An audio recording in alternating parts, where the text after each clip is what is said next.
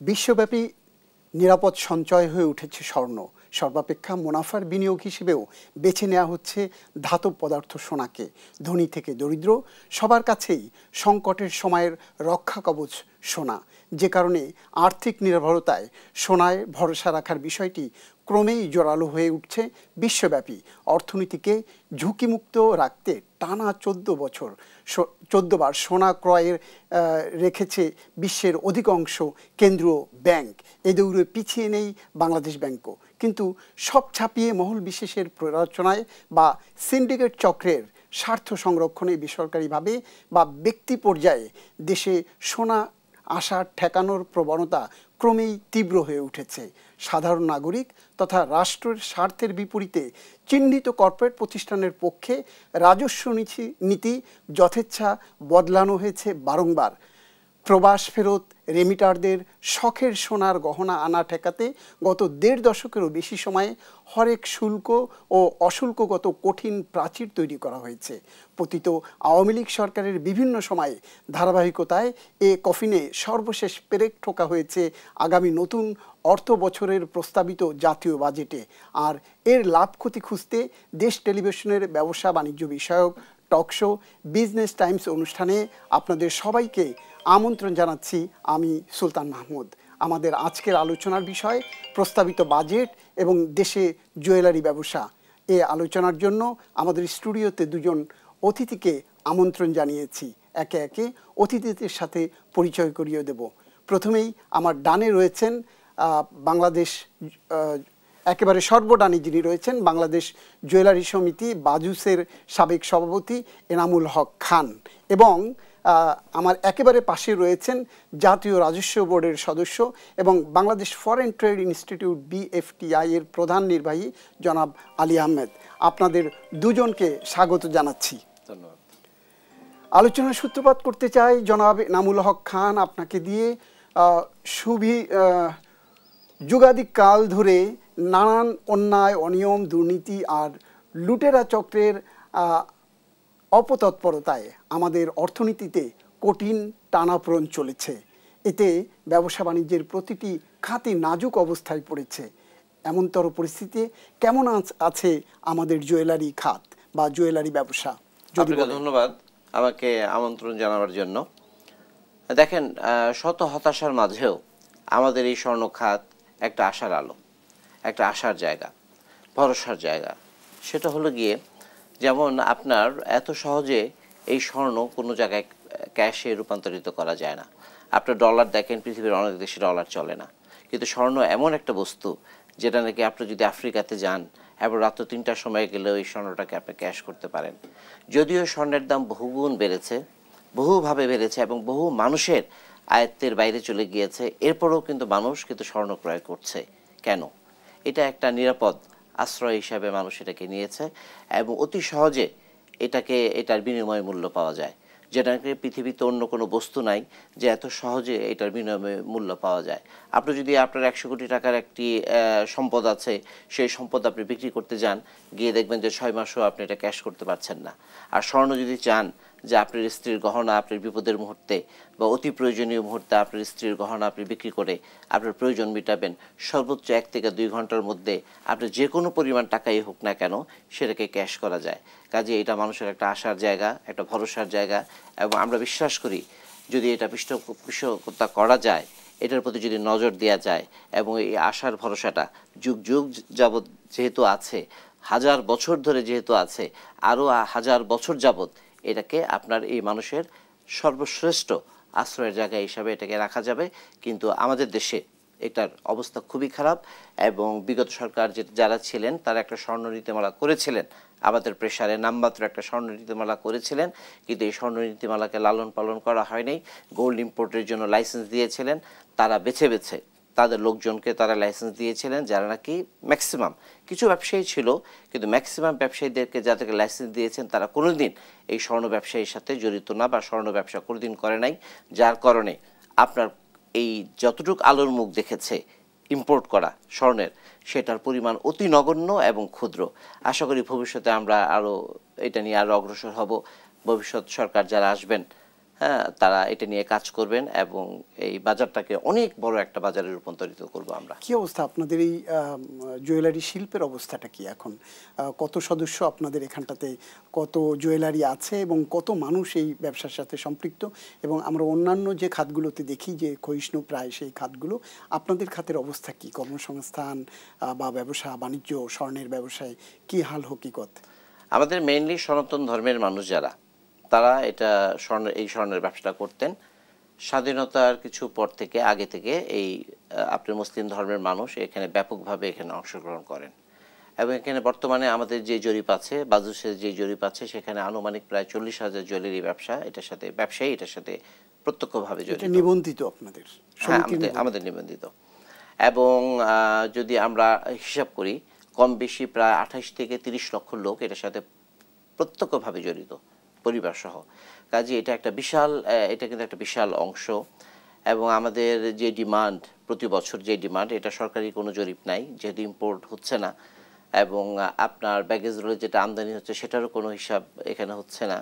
কাজে তবু আমাদের বাজুসের পক্ষ থেকে যেটা আমরা একটা আইডিয়া করেছি, বা আমরা যেটা আভ্যন্তরীণ জরিপ যেটা করেছি, বাৎসরিক 40 টন গোল্ড এখানে আমাদের ডিমান্ড আছে।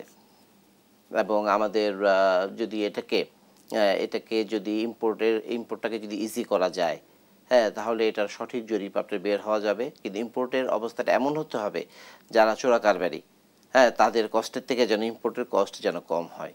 কাজে ইম্পোর্টের কষ্ট যদি আপনার চোরা কারবারিদের কষ্টের থেকে বেশি হয়, তাহলে এই দেশের মানুষ তো আপনার মানে ওই যেখানে কম সেখানেই যাবে। বর্তমান অবস্থাটা ঠিক তাই। আমাদের মানে ইম্পোর্ট কস্ট অনেক হাই। মানে আমাদের যে ট্যাক্সের স্ট্রাকচার, এখানে এআইটি, ভ্যাট, ট্যাট মিলে যে অবস্থা সৃষ্টি হয়েছে, এখানে 1 ভরি স্বর্ণ আমদানি করলে যে পরিমাণ টাকা লাগে, তার থেকে মিনিমাম 3,000 টাকা কমে আপনার ব্যাগেজ রোলে স্বর্ণ পাওয়া যায়।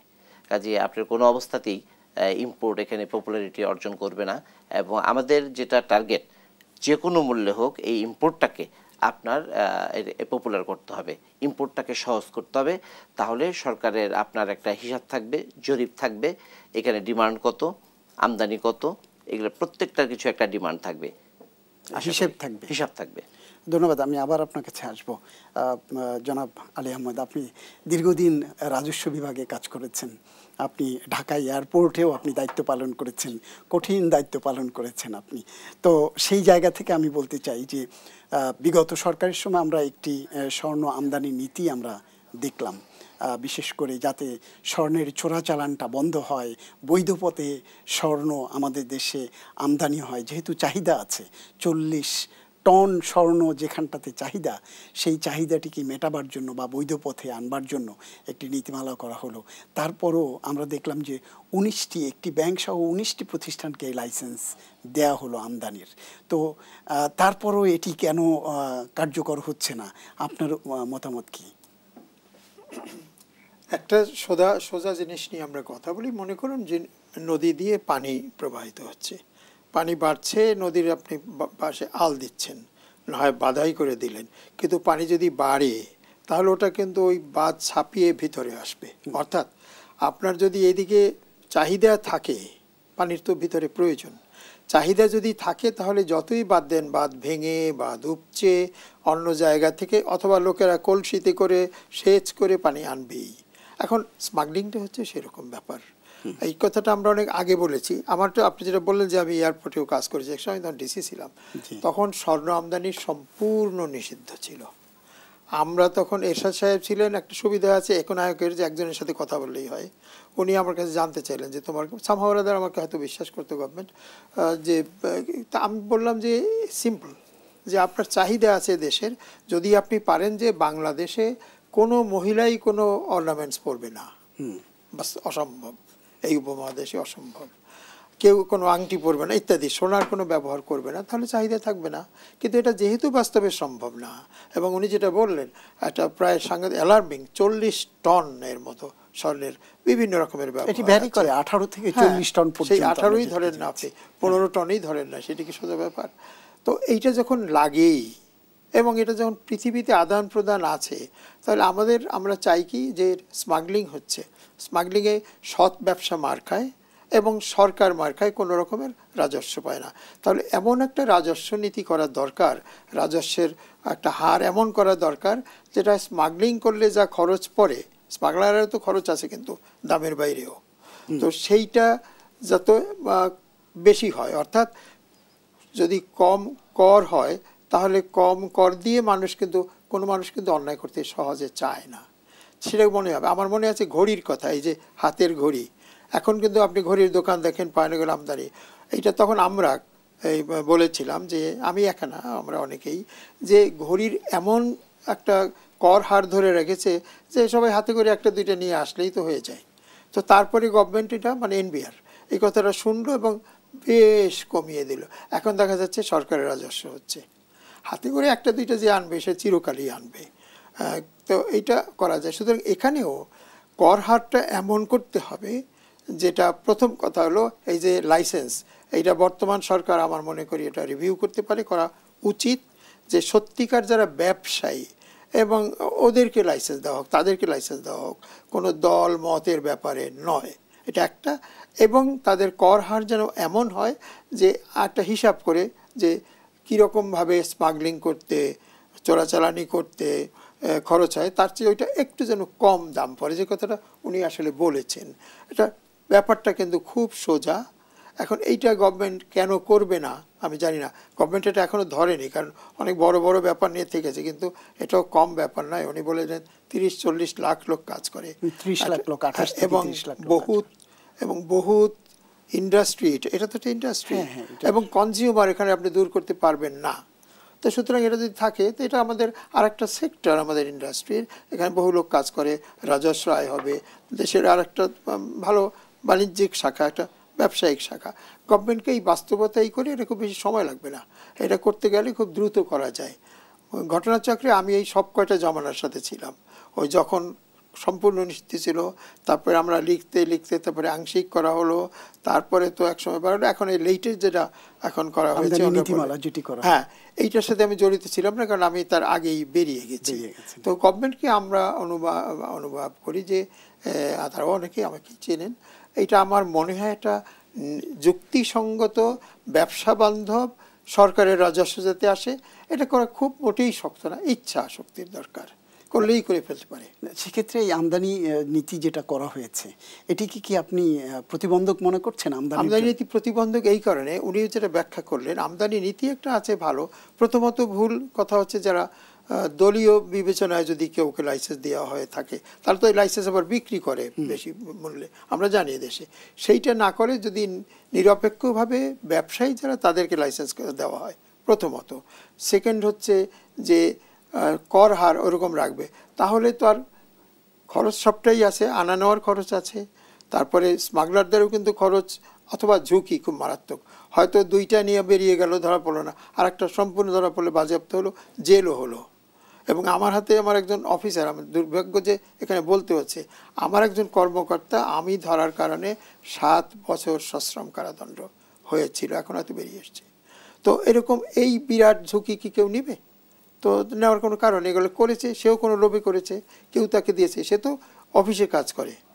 তো এই জিনিস, এই ঝোঁক, এই লোভ, এই অন্যায় মুনাফা এবং এই দলীয় স্বার্থ ইত্যাদি না করে, বর্তমান সরকার তো দলীয় না, এরা এটাকে ঠিক করে আবার নতুন করে করুক না কেন, খুব বেশি সময় লাগবে না।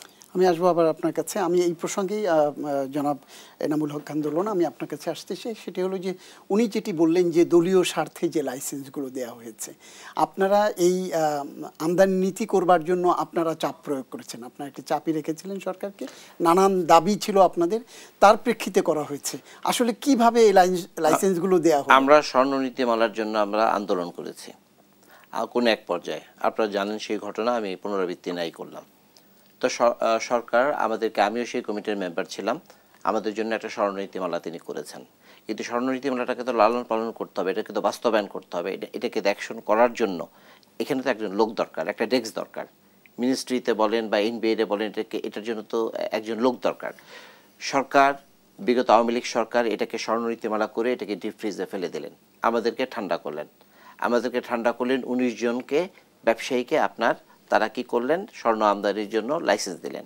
এই 19 জন ব্যবসায়ীর মধ্যে 2 থেকে 3 জন যারা প্রকৃত ব্যবসায়ী, আর বাকিজন ম্যাক্সিমাম দলীয় বিবেচনায় আপনি তাদেরকে লাইসেন্স দিয়েছে, যেটার আমরা ঘোর বিরোধী ছিলাম। আমি প্রেসিডেন্ট ছিলাম, প্রতিবাদ করেছি, কিন্তু প্রতিবাদ কানে যায় না।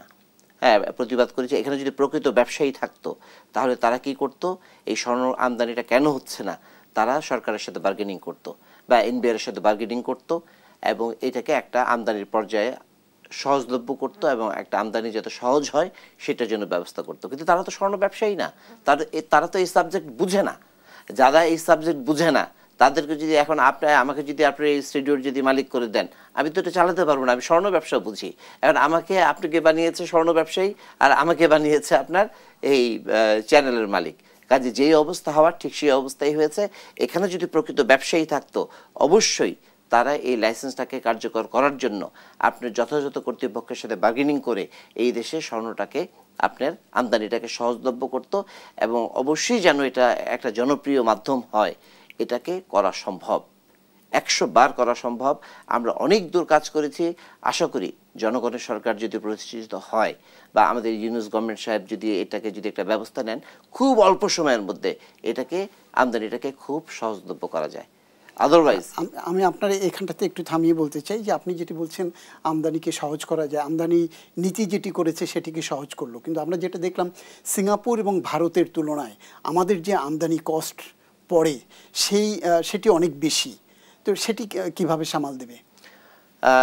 আপনার এখানে দেখেন আমাদের 5% ভ্যাট, আমাদের 5% ভ্যাট আমরা দিচ্ছি, আপনি ভালো বুঝবেন বিষয়টা।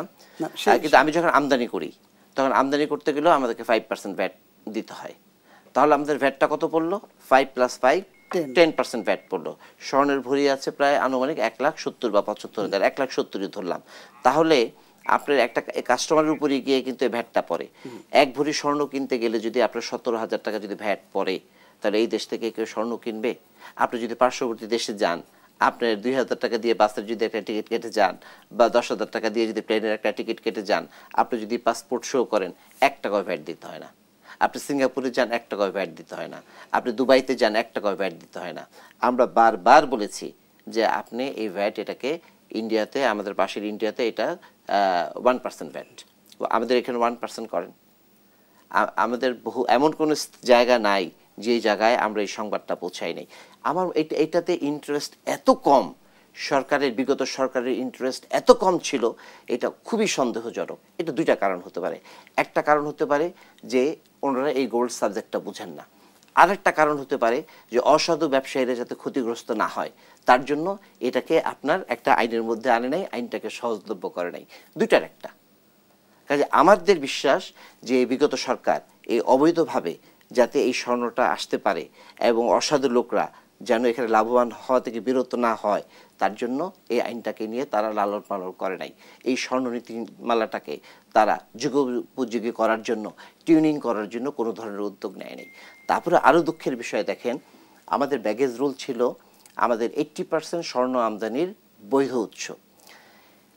লাস্ট যে বাজেট গিয়েছে সেই বাজেটে আমরা একজন প্রবাসী বা একজন যাত্রী 100 গ্রাম স্বর্ণের অলংকার তারা বিনা শুল্কে নিয়ে আসতে পারত এবং একটি বার তারা 4,000 টাকা ট্যাক্স দিয়ে প্রতি ভরিতে, একটি গোল্ড বার যেটার ওজন 10 তোলা অর্থাৎ 40,000 টাকা ট্যাক্স দিয়ে সেটা আনতে পারত।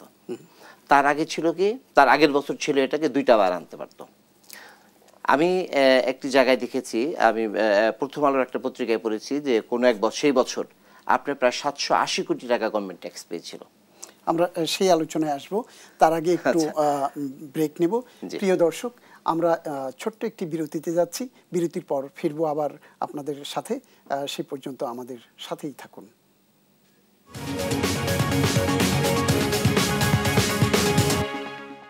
প্রিয় দর্শক, বিজ্ঞাপন বিরতির পর আবার ফিরে আসছি আমাদের আলোচনায় আজকের অতিথি হিসাবে আমাদের সাথে রয়েছেন জুয়েলারি সমিতির সাবেক সভাপতি এনামুল হক খান দোলন এবং রয়েছেন জাতীয় রাজস্ব বোর্ডের সাবেক সদস্য আলী আহমেদ। আমরা আবার আলোচনায় ফিরছি। যে আলোচনা করছিলাম জনাব দোলন, যে আসলে আপনি বলছিলেন যে নতুন বাজেটে আসলে একটি প্রজ্ঞাপনের মধ্য দিয়ে আবার ব্যাগেজ রুলটি পরিবর্তন করা হয়েছে, সেটি আপনি হয়তো বলছিলেন। হ্যাঁ, ব্যাগেজ রুলের 3-4টা শব্দ পরিবর্তন হয়েছে আমি যতটুকু পড়েছি। আমি পড়াশোনা একটু কম করি, তো যতটুকু পড়েছি সেখানে দেখলাম যে আগে একজন যাত্রী বা একজন প্রবাসী যতবার দেশে আসতো ততবার 100 গ্রাম অলংকার এবং একটি গোল্ড বার ট্যাক্স দিয়ে এই দেশে আনতে পারতো। এখন পরিবর্তনের মধ্যে যেটা এসেছে, এটা একবার পারবে বছরে। একবার পারলে এটার সাইড এফেক্ট যেটা, সেটা বলতেছি যে আমাদের জুয়েলারিদের একমাত্র স্বর্ণের বৈধ স্বর্ণের উৎস হলো গিয়ে 80-90% উৎস হলো গিয়ে বৈধ উৎস এই ব্যাগেজ রুল। যেমন আপনি 2 বছর পরে আপনি সৌদি আরব থেকে আসলেন, আসার সময় আপনি কিছু অলংকার নিয়ে আসলেন একটা আশায় যে আমার টিকিটের দামটা যেন উঠে যায়, হ্যাঁ, আমার পথের খরচ যেন কিছু উঠে। কিন্তু এটা যদি বন্ধ হয়ে যায় তাহলে আমাদের বৈধ পথে স্বর্ণ আমদানি আপনার প্রাপ্তি উৎস যেটা, সেটা মোটামুটি 70-80% বন্ধ হয়ে যাবে। প্লাস একটা প্রবাসী যে ফ্রিকুয়েন্টলি তার পরিবারের সাথে মেলামেশা করার জন্য যে সুযোগ ছিল যে অর্থের মাধ্যমে, তাদের তো খুব লিমিটেড অর্থ, তাই না? যে অর্থে একটা টিকিটের দাম হয়ে যেত, তাদের এই পরিবারের সাথে মেলামেশাটা, তাদের ফ্রিকুয়েন্সিটা কমে যাবে। এটা একটা অমানবিক পর্যায়ে চলে যাবে। অথচ এই স্বর্ণটা কিন্তু আমাদের দেশের জন্য একটা সম্পদ, আমাদের দেশের জন্য প্রয়োজন, একটা পরিবারের সম্পদ, একটা রাষ্ট্রের সম্পদ। এই সম্পদটাকে কিন্তু আমরা কিন্তু এটাকে খাটো করে দেখা উচিত না, এটাকে স্মাগলিং গুডস বলা উচিত না। এই দেশ থেকে আমরা কাজ করতেছি, যদি কাজ করার সুযোগ পাই তাহলে এটা যে একটা স্মাগলিং গুডস, যে গোল্ড যে একটা অবৈধ জিনিস, এটাকে ডিকশনারি থেকে উঠাই দিতে হবে। আপনি বিদেশে যান, আপনি নিউ ইয়র্কে যান, আপনি লন্ডন যান, আপনি টাকা থাকলে যে কোনো পরিমাণ গোল্ড কিনে আপনি সংরক্ষণ করতে পারবেন, আপনার কাছে রাখতে পারবেন। এটা তো স্মাগলিং গুডস না? তা আমাদের দেশে যারা এটাকে স্মাগলিং গুডস বানিয়েছে তাদেরকে দমন করতে হবে। তাদেরকে দমন করে এটাকে, এই স্মাগলিং শব্দটা চিরতরে এই স্বর্ণের এখান থেকে উঠাই দিতে হবে।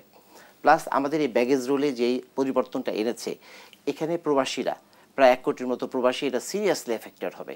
প্রত্যেকে জানে এবং প্রত্যেকে আশায় থাকে যে আমি যখন আমার পরিবারের সাথে মিলিত হতে যাব তখন যেন আমার টিকিটের দামটা বা আমার পথের খরচটা যেন কিছুটা এটা সমন্বয় করা যায়, এই গোল্ডটাকে এনে এই গোল্ডটাকে বিক্রি করে আমি যে টাকা আমার লাভ্যাংশ পাবো সেটা দিয়ে।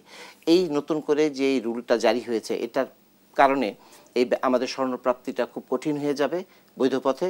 এবং এই সবচেয়ে বেশি যেটা ক্ষতি হবে সেটা হলো গিয়ে প্রবাসীরা যারা নাকি ফ্রিকুয়েন্টলি তাদের পরিবারের সাথে আসতে পারতো, যোগাযোগ করতে পারতো, সেই যোগাযোগটা বহুভাবে কমে যাবে, সংখ্যা তাদের কমে যাবে, যেটা নাকি তাদের পরিবারের মধ্যে তাদের বিষণ্ণতা নেমে আসবে এবং তারাও খুব বিষণ্ণতায় ভুগবে।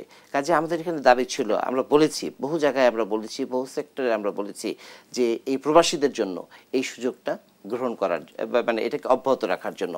তাদের যুক্তি ছিল যে এইটা যদি আমরা বন্ধ করি তাহলে আমাদের দেশে ইন্ডাস্ট্রি ডেভেলপ করবে। কিন্তু আমাদের একটা মজার বিষয় কি, যেই স্বর্ণগুলি প্রবাসীরা আনে এরা কিন্তু হ্যান্ডমেড না। বাংলাদেশে একমাত্র হ্যান্ডমেড স্বর্ণ বিক্রি করে, ওই স্বর্ণটা আমাদের দেশে বানাতে পারে না। এটা বানাবার মতো প্রযুক্তি আমাদের দেশে নাই। এবং এই প্রযুক্তি করতে গেলে মিনিমাম আমাদের 15 থেকে 20 বছর আমাদের এটা নিয়ে কাজ করতে হবে। এবং এটাতে ইনভেস্ট করার মতো কোনো ইনভেস্টার এখানে নাই, যেহেতু নীতিমালা নাই। নীতিমালা আছে কিন্তু নীতিমালা কার্যকর নাই। অর্থাৎ প্রবাসীরা যে স্বর্ণটা নিয়ে আসে এই স্বর্ণটা কিন্তু আমরা প্রোডাকশন দিতে পারি না। তাহলে যদি এই স্বর্ণটা যদি না আসে, আপনার মতো একজন, আমি আপনাকে ধনী বললাম, আমি জানি না আপনি ধনী কিনা, আমি ধনী ধরে নিলাম, তাও তো শুনতে ভালো লাগছে। আপনার মতো একজন ধনী লোক যদি এই স্বর্ণটা যদি আনতে না পারে, আপনি কি স্বর্ণ কেনা বন্ধ থাকবে? আপনি বিদেশে যাচ্ছেন, বিভিন্ন প্রয়োজনে বিদেশে যাচ্ছেন, দেশের বাইরে যাচ্ছেন, ভ্যাকেশনে যাচ্ছেন, আপনার স্ত্রী কিংবা আপনার পরিবার কিন্তু স্বর্ণটা ঠিকই ক্রয় করবে। মাঝখান থেকে বঞ্চিত হচ্ছে আমার দেশের আপনার প্রবাসীরা, এই রেমিটেন্স যোদ্ধারা বঞ্চিত হচ্ছে। প্লাস আমরা যারা আপনার 40,000 ব্যবসায়ী যারা আছি, তারা বৈধ পথে স্বর্ণ প্রাপ্তির উপায়টা সংকুচিত হবে। আচ্ছা, এখন আমার প্রশ্ন, এইটা দিয়ে কি আপনি স্বর্ণ আনা কি বন্ধ করতে পারবেন? এই দেশে আইয়ুব খানের আমলে গোল্ড স্মাগলিং হয়েছে, জিয়ার রহমানের আমলে গোল্ড স্মাগলিং হয়েছে, বিগত স্বৈরাচারের আমলে আপনি ব্যাপক হারে এখানে স্বর্ণ আপনার এসেছে, অবৈধভাবে এসেছে, নিয়ন্ত্রণের কোনো ব্যবস্থা এখানে ছিল না। এখন আমাদেরকে কি করতে হবে? এই প্রবাসীদেরকে তাদেরকে হাত দেওয়া যাবে না, তাদেরকে কষ্ট দেওয়া যাবে না, তাদেরকে বাঁচায় রাখতে হবে। তারা আমাদেরকে বাঁচিয়ে রেখেছে, তাদের সুখ দুঃখ দেখতে হবে। এয়ারপোর্টে তাদের জন্য লাউঞ্জ করলাম, তাদেরকে ফ্রি টেলিফোনের ব্যবস্থা করলাম, এটা তাদের দরকার নাই। তারা যেন 2টা পয়সা যদি পকেটে পায় এই দেশে এসে, তারা যদি একটা ফ্রি টিকিট পায়, এটা তাদের জন্য একটা বিশাল ব্যাপার, বিশাল ফ্যাক্টর। এখানে হাজার হাজার মানুষ প্রতিদিন 10 থেকে 12,000 মানুষ এখানে এই দেশে আসে, এই প্রবাস থেকে আসে। তারা প্রায় 50% লোক আপনার এই অলংকার নিয়ে আসে। তাদের পরিমাণ ধরেন এতে 10 থেকে 15,000 ভরি অলংকার এই দেশে প্রতিদিন আপনার বৈধ পথে এই দেশে ঢুকতেছে, এবং যেটা দিয়ে আমাদের চাহিদা মোটামুটি মিটে যাচ্ছে। প্লাস পুরাতন স্বর্ণ হাত বদল হয়, ধরেন পুরাতন স্বর্ণ হাত বদলের কারণে, রিসাইকেলের কারণে সেখানেও কিন্তু একটা স্বর্ণ আমাদের প্রতিদিন বাজারে আসে, কয়েক হাজার ভরি স্বর্ণ। এটা দিয়ে কিন্তু আমাদের ডিমান্ড কিন্তু মিটে যায়। আমাদের যে পিওর গোল্ড আছে, পিওর গোল্ড দিয়ে কিন্তু আমাদের কোনো মাথা ব্যথা নাই। পিওর গোল্ড আমাদের দেশে যে অলংকার আছে, এটা দিয়েই কিন্তু আমাদের দেশের চাহিদা মিটে যায়। কাজে এটা নিয়ে কাজ করতে হবে, এটা নিয়ে কথা বলতে হবে, এবং প্রবাসীদের যেন ক্ষতিগ্রস্ত না হয়, তারা যেন এই দেশে আসতে পারে, তার জন্য কিন্তু আমাদের আন্দোলন, এবং এটার জন্য কিন্তু আমাদের বক্তব্য। আমি আবার আসবো আপনার কাছে, আপনার সাথে। আপনি প্রবাসীদের পক্ষে বলছেন, আপনার জুয়েলারি সমিতির আপনি সভাপতি হিসাবে শুধুই প্রবাসীদের দুর্দশা দুঃখের কথা বলছেন। সমিতির সদস্য যারা, তাদের ব্যাপারে আমি আপনার কাছে পরে শুনবো। জনাব আলী আহমেদ, আমি আপনার কাছে আবার একটু আসতে চাই। উনি যেটি বলছিলেন যে আসলে নতুন যে প্রজ্ঞাপন যেটি হয়েছে, ব্যাগেজ রুল সংশোধন হয়েছে, আসলে এটি দ্বারা কি চোরাচালান উৎসাহিত হবে না প্রকান্তরে? আসলে যখন আইন করা হয় তখন কিন্তু কোনো চোরাচালান কিংবা বেআইনি কিছু কাজ সুবিধা হোক, এটা কিন্তু চিন্তায় থাকে না, কারণ আইন করার সাথে আমরাও বিভিন্ন সময় জড়িত থাকি। কিন্তু অত গভীরভাবে বা অত ভালোভাবে সবার সাথে আলোচনা করা হয় না। এর যে একটা খারাপ দিক থাকতে পারে, যেমন উনি এখন বললেন, এটা যদি করার আগে আলাপ করে যেটা এই হবে ওই হবে, যে কোনো বাইরের যে কোনো দেশে আলাপ রুল করতে গেলে এগুলো আলাপ আলোচনা হয়। আমাদের এখানে হঠাৎ একজনের ইচ্ছা হলো করে দিল, ইচ্ছা হলো পরিবর্তন করে দিল। এই জিনিসগুলো হয় ওই কারণে। কনসালটেশন যেটাকে বলে, আলাপ আলোচনা করতে হবে। বিশেষ করে এটা কিন্তু এখানে আছে, বাট খুব সীমিত আকারে। দেখা গেলো একটা মিটিং কল করা হলো, যারা ওনাদের সাথে মিটিং করো, ওনারা অনেক কিছু বললেন, কিন্তু ওটা দেখা গেলো কোনো কাজে আসলো না, ওনারা যা করার তাই করলেন। অথবা ওখানে যারা নোট নিল জুনিয়র লেভেলের অফিসাররা, যখন আরও উপরে যাইতে বলে যে না না এটা হবে না, বাস চলে গেল। অর্থাৎ কোনো কনসালটেশন এবং তার কোনো বাস্তবায়ন এখানে নাই জেনারেলি। আমি সব ক্ষেত্রে হয় সেটা বলবো না। এটা আমি এখন মনে করি ওনাদের আমি জানি উনি বলেছেন একটু আগেই যে সরকার অনেক বেশি ব্যস্ত, কাজের চাপ অনেক বেশি, কারণ অনেক কিছু তো আছে একসঙ্গে, অনেক কিছু ধরেছে, এবং সব যে দক্ষ লোক ওখানে নেওয়া হয়েছে সেটাও আমাদের মনে হয় না। তো সুতরাং অসুবিধা হবে। তবুও আমি বলবো যে আপনাদের সমিতি থেকে এটা আপনারা দরখাস্ত করেন এই জিনিসগুলো ব্যাখ্যা করে, এবং সেইটা আপনারা চাপ দিতে থাকেন। আপনারা এই যে একটা আলোচনা হচ্ছে, এরকমভাবে আপনারা খবরের কাগজে আলোচনা আনেন, টেলিভিশনে আলোচনা আনেন, ঘুম ভাঙবে। কারণ উদ্দেশ্য তো খারাপ তাদেরও না, সরকারে যারা আছেন তারা উদ্দেশ্য দেশের ভালো হোক, কিন্তু সেটা তাদের বুঝাইতে হবে, সবসময় বোঝে না। কারণ ওখানে আছে, আমি চিনি অনেকেই, তারা তো কোনোদিন গোল্ডের ব্যবসাও করে নাই, কিছুই বোঝে না। তাদেরকে বুঝাইতে হবে, বুদ্ধিমান লোক তারা, শিক্ষিত লোক, দরদি লোক। আপনারা চেষ্টা করেন, আমার ধারণা যে এটা বোঝানো যাবে। একটু যে কোনো জিনিস একটু সময় লাগে, বাট পারা যাবে বলে আমি বিশ্বাস করি। যার একটা পথ হচ্ছে এই, যেটা কেউ না কেউ তো দেখবে, কেউ না কেউ তো শুনবে যে আসলে সোনার ব্যবসা ক্ষতি হচ্ছে, দেশের ক্ষতি হচ্ছে, রাজস্ব হারাচ্ছি, এবং আমাদের যারা বিদেশে আছেন বিদেশি মুদ্রা অর্জনকারী, তাদেরকে আমরা খুব বাহবা দেই। এবং উনি যেটা বললেন টেলিফোন ফ্রি দিয়েছি, আলাদা কাউন্টার করেছি, কিন্তু উনি যেটা বলেন তার চেয়ে দরকার তো তার দুটো পয়সা যাতে বাঁচে অথবা সৎভাবে আয় হয়। তো সেই জিনিসটা নিশ্চয়ই সরকার শুনবে। আপনারা একটু, যেহেতু একটা করেন, একটা বিরাট দল আছে আপনাদের, সংগঠন এটা করেন, আমার মনে হয় আমরা ওদের দু একজনকে চিনি ব্যক্তিগতভাবে, বলা টলা যাবে, দরখাস্তগুলো আমরাও বলতে পারবো, সেগুলো করে দাও না কেন, কারণ এর অধিকাংশই আমার জুনিয়র।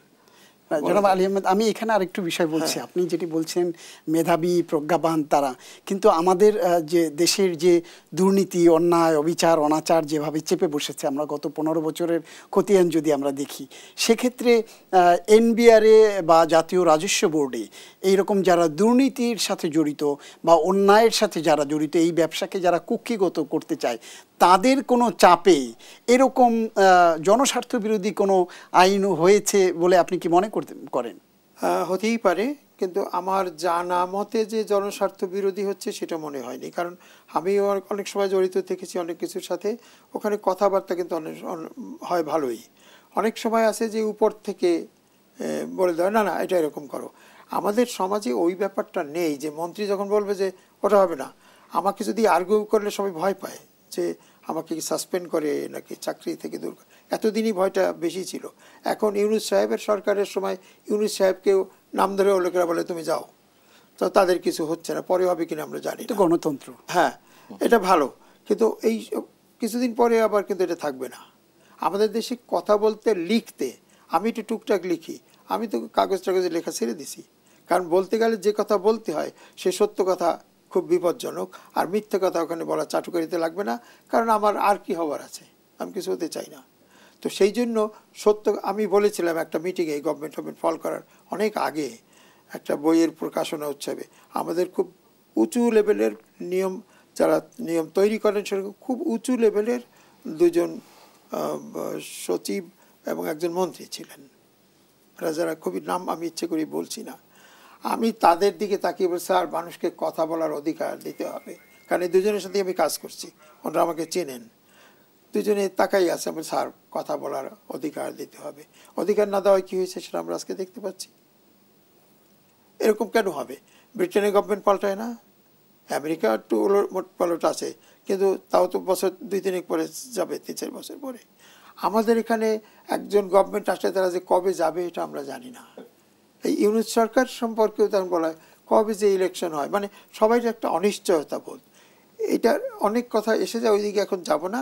আমি আপাতত এইটাই বলবো যে আপনারা একটু দয়া করে এই প্রশ্ন কষ্ট, এই যে আজকে হচ্ছে এরকম আরও হবে, আরও করেন এবং লিখিতভাবে দেন। 2-1টা কথা আমরাও বলতে পারবো যে এটা দেখছি আমরা, তোমরাও দেখো, আর আমার অভিজ্ঞতা আছে এসব ব্যাপারে। মানে আমাদের মূল মানে কমপ্লেইনটা যেটা, সেটা হলো কি এটার প্রতি এত অনীহা কেন? ধন্যবাদ। আমরা আরেকটি ছোট্ট বিরতিতে যাব। প্রিয় দর্শক, আমরা আরেকবার একটু বিরতিতে যেতে চাই, ফিরবো কিছুক্ষণের মধ্যে, আমাদের সঙ্গেই থাকুন।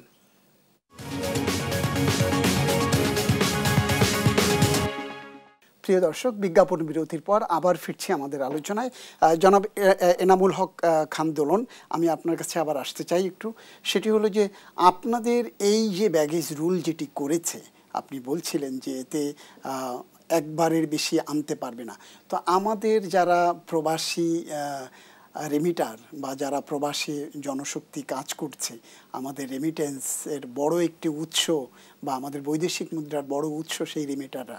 তো সেই রেমিটারদের স্বার্থেই আপনি কথা বলছিলেন, কিন্তু আপনাদের যে শিল্প, সেই শিল্পে আসলে কতটা পেশাদার লোক আছে, বা আপনাদের সমিতির কার্যক্রম আসলে কি সেই জায়গা থেকে আপনারা সরে গেছেন, না সমিতির কার্যক্রম ঠিকমতো চালাতে পারছেন না, আপনারা আপনাদের দাবির কথা বলতে পারছেন না, দাবি ঠিকমতো তুলে ধরতে পারছেন না, এমন কি কোনো কিছু, না কোনো চাপের মুখে আপনারা আপনাদের অবস্থান থেকে সরে এসছেন? না, বিষয়টা বলুন। রেমিটেন্স যোদ্ধাদের ব্যাপারে আমি বলেছি, সাথে সাথে আমাদের ক্ষতিটা কি হবে, আপনি যদি একটা উৎস বন্ধ করেন আর একটা উৎস তো খোলা রাখতে হবে।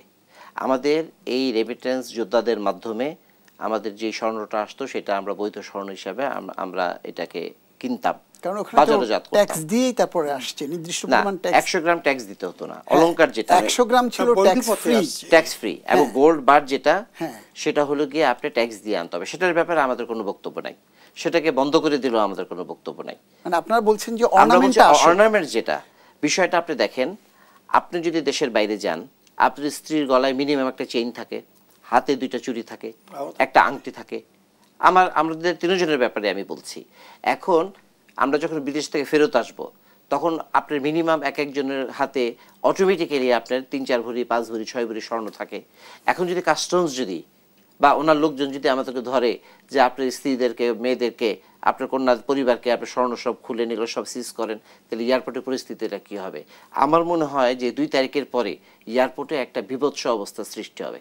কারণ ইন্ডিয়াতেও সিস্টেম আছে, পাকিস্তানেও সিস্টেম আছে, বিশ্বের প্রত্যেকটা দেশের সিস্টেম আছে যে একটা মিনিমাম স্বর্ণ অলংকার তারা বহন করতে পারে, তাই না? আমি এটা যুক্তি দিয়েছি কি কারণে বহন করতে পারে, কিন্তু আমাদের যে আইনটা করা হয়েছে তার মানে হলে গিয়ে আপনি বিদেশে যেতে গেলে আমার হাতে যে একটা আংটি দেখছেন সেই আংটিটাও খুলে যেতে হবে, তা না হলে আসার সময় উনি আমাকে ধরবে। কাজেই আমাদের বৈধভাবে স্বর্ণ প্রাপ্তির উৎস কমে যাবে। তখন কি হবে, এখানে চোরাকারবারীরা আপনার উৎসাহিত হবে এবং স্বর্ণ কোনো দিন, যেহেতু ডিমান্ড আছে, স্বর্ণ এখানে আসবেই। প্রশ্ন, এটা কি বৈধ পথে আসবে না অবৈধ পথে আসবে? আমরা চাই বৈধ পথে আসুক। আমরা অবৈধ পথকে আমরা সমর্থন করি না, আমরা করতে চাই না। আমরা দেশকে ভালোবাসি, কেউ বেশি ভালোবাসে আর কেউ কম ভালোবাসে, কিন্তু আমরা ভালোবাসি এবং আমাদের বাজুস চায় এই দেশে বৈধভাবে স্বর্ণ আসুক। এবং অবশ্যই আর এইটা যদি বন্ধ করতেও হয়, তাহলে আর একটা ইম্পোর্ট যেটা আছে, ইম্পোর্টটাকে সহজতর করে এবং ইম্পোর্টের কস্টটা যেন স্মাগলিং কস্টের থেকে যেন কম হয়, সেই ব্যবস্থা করে আপনি এখানে যদি কোনো কিছু করতে চান, ব্যাগেজ রুল যদি করতে চান, আমাদের কোনো আপত্তি নাই।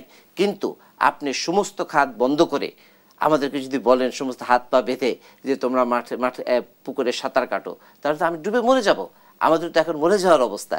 কাজে অবশ্যই আমাদের এই বৈধভাবে এখন যে স্বর্ণটা আমদানি হচ্ছে, সেই আমদানিটাকে সহজতর করতে হবে, একইভাবে রাখতে হবে এবং ব্যাগেজ রুলটাকে যদি এখন আপনার বন্ধ করে দেয়, তাহলে একটা অরাজকতা সৃষ্টি হবে। এখানে কিছু মানুষ সৃষ্টি হবে যারা নাকি অপকর্মের সাথে জড়িত হয়ে এই অলংকারগুলি অবৈধ পথে এনে আমাদেরকে একটা বিপদগ্রস্ত করবে। কাজে এই বিপদের হাত থেকে বাঁচার জন্য অবশ্যই আপাতত অন্তত এই বাজেটে এই রাস্তাটা খোলা রাখতে হবে, ব্যাগেজ রুলটা আগের পর্যায়ে রাখতে হবে। তারপর যদি এটাকে পরিবর্তন করতে চায়, এটা নিয়ে আলাপ আলোচনার মাধ্যমে এবং স্বর্ণ আমদানিটাকে সহজ করে এবং আগে যারা অবৈধভাবে যাদেরকে কিছু সংখ্যক লোককে তাদেরকে আপনার লাইসেন্স দিয়েছে স্বর্ণ আমদানি করার জন্য, যারা আমদানি করে নাই তাদেরকে বাদ দিয়ে প্রকৃত ব্যবসায়ী যারা আছে তাদেরকে লাইসেন্স দিয়ে তাদেরকে সব ঠিকঠাক করে আপনি সমস্ত কিছু করা যায় এবং এই দেশের স্বার্থে এই স্বর্ণ ব্যবসাকে ডেভেলপ করার জন্য, স্বর্ণ শিল্পটাকে উন্নয়নের জন্য আমরা যে কোনো শর্তে আমরা প্রস্তুত এবং আমরা রাজি। না, আপনি বলছিলেন যে ব্যাগেজ রুলে যেটি পুরনো ব্যাগেজ রুল যেটা আছে বা সেখানটাতে এই যে স্বর্ণের বার এখনও যেটা আগে যে কোয়ান্টিটি ছিল এখন একবারের কথা বলেছে, সেখানে একবারে মাত্রা বাড়িয়ে দিয়েছে, আপনি বেশি পরিমাণে স্বর্ণ আনতে পারবেন। কিন্তু প্রশ্ন হচ্ছে যে আমাদের কাছে যে তথ্যটা আছে যে এই যে বার যেগুলো আসে সেগুলো আমাদের দেশে থাকে না, সেগুলো মূলত পাচার হয়। তা আমরা কি এই অনুমতি দিয়ে পাচারকে উৎসাহিত করব? আমি আপনাকে বলেছি যে গোল্ড বার যেটা আসে সেটা বন্ধ হয়ে যাক, এটার ব্যাপারে আমাদের কোনো আপত্তি নাই।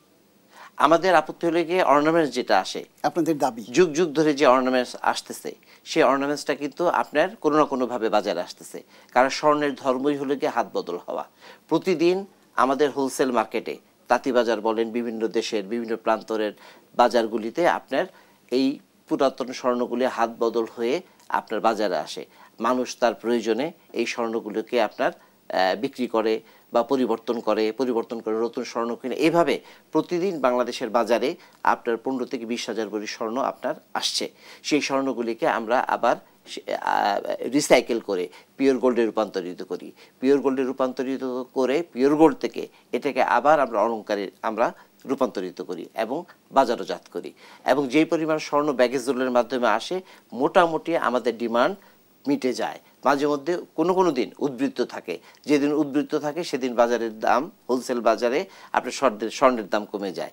যেদিন আমরা কিভাবে বুঝি যে উদ্বৃত্তটা, যেদিন দেখি যে স্বর্ণের দামটা একটু বেড়ে যাচ্ছে, আন্তর্জাতিক বাজারের সাথে সমন্বয় নাই, তখন বুঝি যে এই আজকে আমদানি কম। যখন দেখি যে আপনার আন্তর্জাতিক বাজারের থেকে স্বর্ণের দামটা কম, তখন বুঝি যে আমদানি বেশি। কাজেই আমাদের স্বর্ণের বার যেটা আছে সেটা পাচার হতে পারে, আপনার সাথে আমি মত করবো না। হ্যাঁ, এটা আমাদের প্রয়োজন নাই, এটা আমাদের দেশের প্রয়োজন নাই। এটা বন্ধ হয়ে গেলে আমাদের কারোর কোনো আপত্তি নাই। যদিও এই বাজেটের আগের বাজেটে যখন 2টো করে গোল্ড বার আনতে পারতো, তখন আনুমানিক প্রায় 780 কোটি টাকা এই বাজেটের আগের বাজেটে 3টা এয়ারপোর্টে, ঢাকা, সিলেট এবং চিটাগাং, 3টা এয়ারপোর্টে শুধু 2টো করে গোল্ড বারের যে ট্যাক্স পেয়েছে সেটার পরিমাণ ছিল 780 কোটি টাকা। এটা হিউজ অ্যামাউন্ট।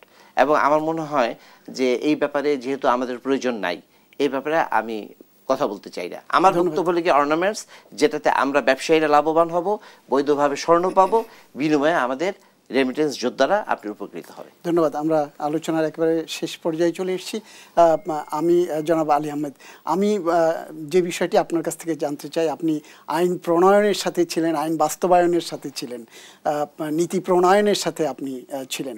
তো সেই ক্ষেত্রে আপনি কি মনে করেন যে আদেশ বা যে প্রজ্ঞাপনটি হয়েছে ব্যাগেজ রুলের ক্ষেত্রে এটি সময় উপযোগী কিনা, বা দেশের স্বার্থে কি করা উচিত? এই আইনটি যে দাবিটি উনি তুলেছেন ব্যবসায়ীদের পক্ষে, স্বর্ণ ব্যবসায়ীদের পক্ষে, এটা ওনার কাছে শুনে ব্যাপারটা আমার কাছে আরও সুস্পষ্ট হলো। একটা ধারণা ভাষা ছিল না, এটা খুব সুস্পষ্টই দেখা যাচ্ছে যে যদি এই ব্যাগেজ রুল যেটাকে বলে ব্যাগেজ আইন, এর সামান্য একটু পরিবর্তন করলে তাহলে এই ওনাদের জুয়েলারি সমিতির উপকার হয়। তবে উনি যেটা বলছেন যে গোল্ড বার আসবে না, শুধু অর্নামেন্টস আসবে, সেটার ব্যাপারে সরকার সম্ভবত আপত্তি করবেন। এই কারণে যে আমাদের দেশে স্বর্ণের অলংকার তৈরি করা একটা শিল্প কিন্তু আছে, তাহলে সেটা তারা কাঁচামাল কোথায় পাবে? সুতরাং ওটা রাখতে হবে হয়তো। আমি তো নীতি নির্ধারণ করছি না, আমার মনে হয় এটা সম্পূর্ণ বাদ দেওয়া যাবে না। একটার জায়গায় দুইটা হবে নাকি সেটা তারা দেখে। উনি যেটা বলছেন, এত যেটা মনে করে যে বন্ধ কমাই দিলে বন্ধ হবে তা না, হয়তো স্মাগলিং হয়, যেটা আমরা আগেই বলেছি। সেই জন্য আমি ওনাকে আবারও বলি, এটার এনবিআর মূলত কাজটা করে, কিন্তু এনবিআর এর দায়িত্বে হচ্ছেন, মানে মন্ত্রী হচ্ছেন উপদেষ্টা এখন, সেটা হচ্ছে অর্থ উপদেষ্টা। অর্থ উপদেষ্টাকে আমরা ব্যক্তিগতভাবে চিনি, উনি দক্ষ, মেধাবী এবং সৎ মানুষ। আমি সবকটাই বুঝে দায়িত্ব নিয়ে কথা বলেছি। তো সুতরাং তাকে আপনারা বুঝান। এনবিআর এর ভালো লোক বেশ আছে, ভালো লোকই বেশি, খারাপ আছে দুই চারটা। আপনারা তাদেরকে বুঝান, দেখা করেন, কথা বলেন। হয়তো একদিনের জায়গায় 15 দিন লাগবে, 1 মাস লাগবে, বাট আমার বিশ্বাস আপনার যে দাবি এটা মিটবে। কিন্তু ওই জুয়েলারির সব বাইরের থেকে আসবে, এখানে তৈরি হবে না, এইটাই সরকার সম্ভবত রাজি হবে না, কারণ ওটার মধ্যে একটা ভ্যালু এডিশন এবং এমপ্লয়মেন্টও আছে। আমাদের দেশে তৈরি হচ্ছে অলরেডি, ওই যে রিসাইকেলের মাধ্যমে যে গোল্ডটা ওটা দিয়ে তৈরি হচ্ছে, এটা আমাদের জন্য ইনাফ না। ঠিক আছে, সেটা আপনারা বুঝান, কথা বলেন। তবে আমার মনে হয় এই সরকার ব্যস্ত অনেক, কাজ অনেক বেশি, লোক কম। কিন্তু লোক কয়টি জেনারেলি আমি সবার কথা হয়তো বলতে পারবো না, আমি ব্যক্তিগতভাবে কয়েকজনকে খুব ভালো করে চিনি। তারা সত্যি ভালো লোক এবং দেশের ভালো করতে চান, এতে কোনো সন্দেহই নাই। তা আপনারা ওদের কাছে যান, কথা বলেন, আমার মনে হয় এটা করা যাবে। এটা এমন কিছু না, আমরা তো এসআরও অ্যামেন্ডমেন্ট যাবে, মন্ত্রী পর্যন্ত যাবে যে এটা কী করবো। তো মন্ত্রী মানে তো এখন উপদেষ্টা, তো এই মন্ত্রীরা বুঝবে। না হলে আমরা ওদের কথা এমনিই বললাম যে এটা ক্ষতি কি বা উপকার কি, আমার ধারণা আপনারা করতে পারবেন। আপনি বলছেন বাজেটের মাধ্যমে না হলেও এসআরও দিয়ে হলেও, এটি এসআরও দিয়ে এটি করতে পারে। হ্যাঁ, এসআরও কিন্তু স্ট্যাটিউটরি রেগুলেটরি অর্ডার, মানে ওই একটা একেবারেই যখন পার্লামেন্টে হয় বড় আইন, যেমন বাজেট পার্লামেন্টে হবে না, পার্লামেন্টে হইতে হবে। যখন পার্লামেন্ট থাকে না তখন সেটা অর্ডিন্যান্স, এখন যেটা করছে। এর পরের পার্লামেন্ট যখন আসবে তখন এক সময় ওকে করাই নিতে হবে। আমরা আলোচনার একেবারে শেষ পর্যায়ে চলে এসেছি। প্রিয় দর্শক শ্রোতা, আমরা আমাদের অনুষ্ঠানের নির্ধারিত সময়ের প্রায় শেষ প্রান্তে চলে এসেছি। এ পর্যায়ে আজকের আলোচনার মূল বিষয় বস্তু, প্রস্তাবিত বাজেটে সংশোধনীতে সরকার অধিকতর গুরুত্ব দেবে এবং প্রবাস ফেরত যাত্রীদের সোনা আনতে নতুন করে যে বিধি নিষেধ আরোপের প্রস্তাব করা হয়েছে তা প্রত্যাহারে রাজস্ব বোর্ড তথা অর্থ উপদেষ্টা সদয় হবেন, এই আশাবাদ ব্যক্ত করে আমি সুলতান মাহমুদ আজকের আলোচনা এখানেই শেষ করছি। সপ্তাহের শনি এবং বৃহস্পতিবার দেশ টেলিভিশনে বিজনেস টাইমস প্রচার হবে, দেখার আমন্ত্রণ রইল। আপনাদের সবাইকে ধন্যবাদ, আপনাদের দুজনকেও ধন্যবাদ।